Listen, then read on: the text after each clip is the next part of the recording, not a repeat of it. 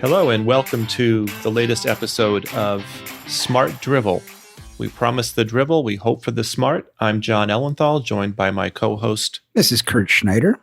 And we are going to jump right in with a topic that many of us have talked about, and it's a great thing to share, pet peeves. I can tell from Kurt's face that he's already heated up about some pet peeves, so why don't you kick us off, Well, Kurt? the funny thing is, the older we get, the more peevish we become. Peevish, by the way, that's a great word, peevish. It's a nice word. So I'll just start off there. I have many, and as we keep going through this, hopefully some of our listeners could relate to some. But one was just this morning, John, driving down the parkway, someone going 50 miles in the left lane with no traffic. What are they doing? Get in the right lane. You should not be driving 50 miles in the left lane. Biggest pet peeve. So when you pass that person, which you no doubt did, Yes. is it your custom to look at the person Of and try to course. figure out what kind of person would do that? Well, I give them the stare like, are you crazy? Who are you? Did you have expectations of what that person was going to look like in terms of age or gender? No. Okay, you're just saying no. So without you revealing what sexist and ageist you are, tell us what the person did look like when you passed him or her. It was a man in his probably 60s, not a very older gent. This has nothing to do with your expectations. Just tell us the facts. He was a man in his 60s driving. It was a Jeep Cherokee, and a woman, I presume his wife, was sitting next to them, and they were having a conversation, a little Sunday conversation. Okay, so they could have done it in the right lane. They're out for a Sunday drive, and Which doesn't exist anymore, Sunday drive. That was a thing of like the 20s when people worked 6 days a week. like and the cocktail 30s. hour. And they would work 6 days a week. All right, so Kurt, Cocktail hour at 5 p.m. when you looked No one over as you were stops at passing 5 them, p.m. did you get the satisfaction of them looking over and seeing your mean, icy That's the stare? problem. No. So it was a No gratification. unrequited look. All right, so clearly when we're driving the car, a lot of crazy things can torque us off. My biggest pet peeve when it comes to driving is people who park in the handicap spot without handicap credentials. That drives me nuts because these people just seem like the rules don't apply to them and they're better than. And I have actually spoken to, confronted many people over the years. And they say, I'll just be in there for a second, as if that were relevant. So I think we need a system, Kurt, where we can take a picture of those cars in that spot with the license plate in view and just text it to whatever the local police department is and have them issue a ticket because it's incontrovertible evidence, right? There's no handicap. Can you say that word again? Incontrovertible. There's no hanging sign off the rear view mirror. Placard going back to the days of the Sunday drive. They probably looked at placards and they would pull up their trousers. In any event, that's solid evidence. So does your issue of the handicap translate also to the bathrooms? So you have to go to the bathroom. There's 4 stalls, 3 are taken, and you really have to go number 2, and the handicap stall's open. What do you do? Yeah, you take it. I think you use it. Aha, but wouldn't that be the same issue? I don't know because, it's a fair question, but somehow it's different. I don't know that I can articulate how it's different, but yes, it's in the same category of things. So I was at a Starbucks last year, and I'm walking in, and a guy in a Range Rover pulls up, parks right in the handicap spot, right out in front. And he gets out of the car, and he's like, 6'4", big human, bigger than I am. And I have one of these, dilemmas. Do I only tell people who are older or smaller? So I, what kind of person are you? It's one of those kinds of moments. So we're in line, and I turned around and I said, I don't know if you noticed or not, but that's a handicap spot. And then I waited. Fortunately, instantly he said, oh my God, I didn't realize that, and got out of line and went to move his car. But it certainly could have turned out differently. No, but good for you. Thank you. So other pet peeves, Kurt? Exclamation points. You want to contextualize that, Yes, or just standalone exclamation points? People overuse them. Any email these days you get or text, people think that they can use an exclamation point for anything. And things like saying, Hey, how are you? Doesn't need an exclamation point. Or I had a bagel for breakfast. Does not need an exclamation point. But people decide that this is a society today. Oh boy, I'm sounding like a curmudgeon. I just don't like exclamation points. You save it for when you really need it. Yeah, so I think those kinds of exclamatory things are overused at the risk of sounding like a curmudgeon like you. I also, as everybody does, has a real problem with people who text or write emails in all caps, which equates to screaming. But most people who do that don't know that it's interpreted as a scream. So another pet peeve, staying with the driving genre, is when you're driving along and a car pulls out from a side road and pulls out late enough that you actually have to hit your brakes. And then once you make sure you don't hit the car, you look in your rearview mirror, and inevitably there is no one behind you. But that person decided they could not wait another split second. They have to pull in front of you. Why couldn't they wait, Kurt? I think it's because they were going someplace, and they were going someplace fast, and it was probably going to Starbucks so they could park in the handicap lot. Or possibly use the handicap bathroom. So what about, if we're talking about this, we are talking about this, our Kurt. soft society, that is a pet peeve of mine. What do you mean a soft society? We seem to not be able to do anything on our own anymore. You ready for this? Okay. Lime-flavored beer.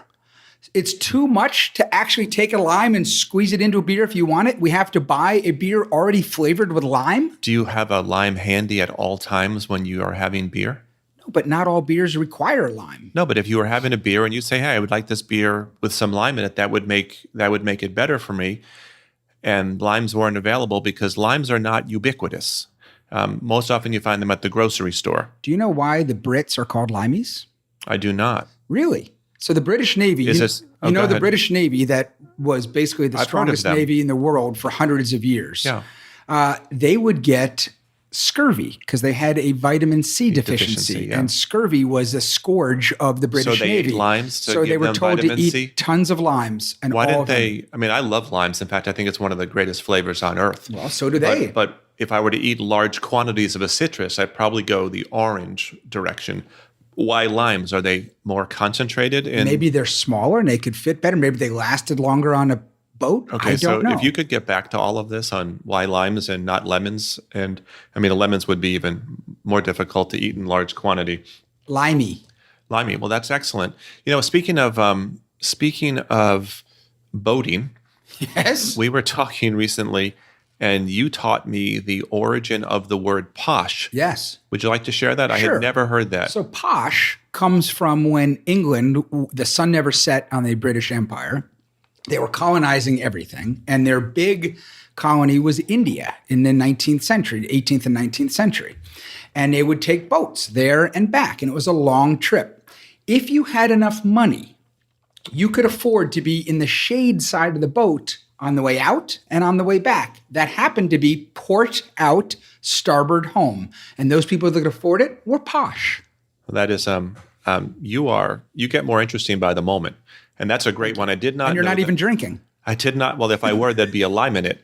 But we'll do a whole episode, Kurt, sometime soon on the origin of what you would call the etymology of popular phrases, because they're brilliant and they just sort of entered our daily parlance, and we don't think twice about them. And once in a while, you go, "Where did that come from?" But this podcast is about pet peeves. Yes. So since this podcast seems to be exclusively about pet peeves as it relates to transportation, although you were talking about how soft we got, but before we get there, because you went from limes to limeys to boats, we both fly a lot. And an airplane is a great place for pet peeves. Oh, my gosh. So what do you do when the person in front of you puts the seat back and therefore takes your laptop, which you're doing work on, and thrusts it into your midsection, and your arms, unless you are a dinosaur, can't actually physically reach the keyboard? What do you do? Well, first I make because I am overly dramatic to begin with, I make an overly dramatic sound like, like it really hurt a lot, so that the person looks back. Then because this is what happens in society. Because here I go again. This is what happens. You have issues. We're going to have to get into them. I push my seat back, and then someone else pushes theirs back, and it goes all the way back. It's the reverse of paying it forward. You paid it backwards, exactly. Literally and figuratively here. Yes. So, well, that's an interesting response to it. They actually make a device, believe it or not. It's a little contraption that you can jam into the seat in front of you that makes it impossible for the person in front of you to put their seat back. It is frowned upon by the airlines because that's considered out of bounds. In any event, you can buy this device, and hopefully the person whose seat you jammed doesn't think it's you, instead thinks, oh, my seat is broken, and you can have a pleasant flight without having somebody's head in your lap. I worked with a guy years ago. Speaking about flying, this is not a pet peeve. It's just funny. Okay. And he used to, because he loved it, would go into the bathroom.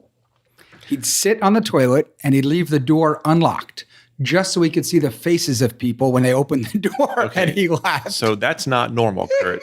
Are there? I also have a guy I used to work with. That's not even close to normal. I have another person I used to work with who couldn't stand, his pet peeve was when people took their shoes off on airplanes. Now, I happen to be one of those people, I do take my shoes off. You don't take your socks off, though, do you? But I did sit next to someone who clipped their toenails on the plane. Anyway, awful. This guy, if you took your shoes off and fell asleep, he would take your shoes and he'd either hide them in the airplane or one time he took one of the shoes in his bag. This is the same bathroom guy or a different guy? No, different guy, and walked off with them. When you're interviewing to hire new people for your company, do you specifically dive into whether they have certain deviant behaviors on board airplanes and then hire them when they do? Yes, I take them on the airplane with me and I see how they act. All right, so you mentioned going to the bathroom you mentioned being in the bathroom on an airplane.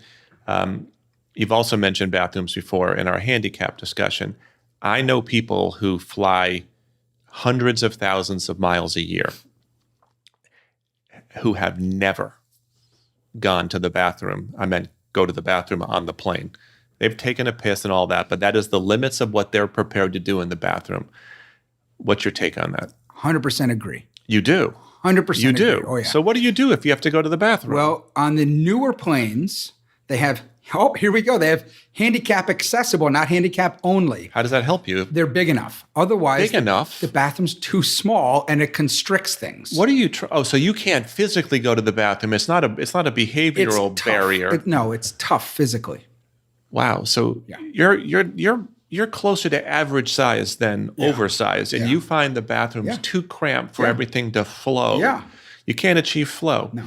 I have no problem doing that, and we're approximately the same size. So maybe when the podcast is over, we can go to the bathroom and you can show me how you're doing it. Let's not do that. So let's get to other pet peeves. Okay, please. pet peeves. Do you have another one? I'll have another one. But I want you to go.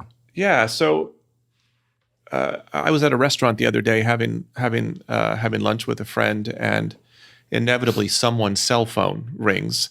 And there are still people who have the ringer on ring as opposed to on vibrate. Ooh, wait a second. Okay, check on that. Okay, good. And so it rings, and you know what? Usually it rings once or twice, and someone goes, oh, and they reach into their bag or their pocket and they turn the phone off. This was a loud ring. It wasn't the typical iPhone ring. It simulated an actual old phone with a bell ringing. Yeah. It rang 5 or 6 times, and the person whose phone it was had the phone and was continuing to let it ring while they looked at what was going on the phone, who it was. So people who don't seem to give a shit about what they're doing and how it impacts everybody else around them, like the handicap parking, perhaps the handicap bathroom, perhaps not, that stuff drives me nuts. I'm with you. I think that you have to at least understand that you don't live in your own bubble. By the way, pet peeve in restaurants these days, it used to be, I used to think, when you waited till everyone finished their meal before you. I know where you're going. This drives me nuts. Before you remove the plates. But now waiters come, one person's eating slowly, one person's eating fast, and they take some plates away and leave others. So when did that start? That they didn't wait until everybody at the table was done to start bussing the table. But as soon as any individual is done. I don't know, but we are sounding like those 2 old guys on Sesame Street. Well, it's possible we are 2 old guys because we are above average in age. Well, okay. Can I do one more thing? that bothers me? If this is therapeutic for you, especially, yes. Okay. Well, this gets back to soft society. Okay. Talk to me about heated steering wheels, please. So heating steering wheels, I love it. I have one. Love it. It is nice. And now I can't live without it. You should be able to live without a Of course you could live without heated it. steering wheel. Okay, your statement that you couldn't live without it is preposterous on its face. I don't wish to live without it. Okay, and you think the fact that your life has been improved in this tiny increment by having a heated steering wheel somehow turns you into a soft person. Soft. Tell me how that softness manifests. I want to know how your heated steering wheel has made you soft. Because I got in my son's car the other day to drive it, and it was very cold, and the steering wheel was not heated, and I was very upset. It bothered me. Okay, so that's what it means to be soft. Yeah. Okay, so talk to me about keyless entry. Is that a problem? No, that's okay. You know why? When it's really cold out and you put the key in, this happened to me in college, by the way, once. I was going to school way up north. It was freezing cold. I came out I think we can tell people you went to Dartmouth. It's okay. I came out at about 6 a.m. and I went to put my key in the door, and I put my key in, I went to turn it, and it snapped right off. Oh, shit.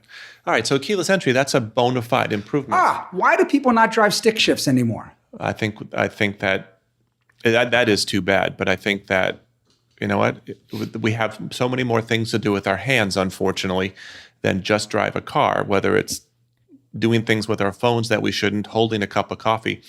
So it took many years after the American market had shown its love for drink holders for BMW, which, you know, is all about, you know, Spartan interiors, for BMWs to finally give in to the needs of the American market and put, they're not good, so they're half-assing it. They're doing it, but they're showing protests. But their ashtrays are phenomenal.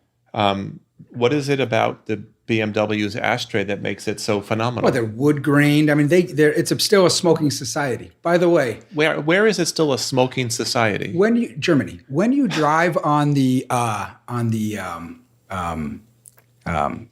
German roads, okay, the exits are called Ausfahrts. That's just funny. And that is, you know what, the German language, Ausfahrt. I've often wondered.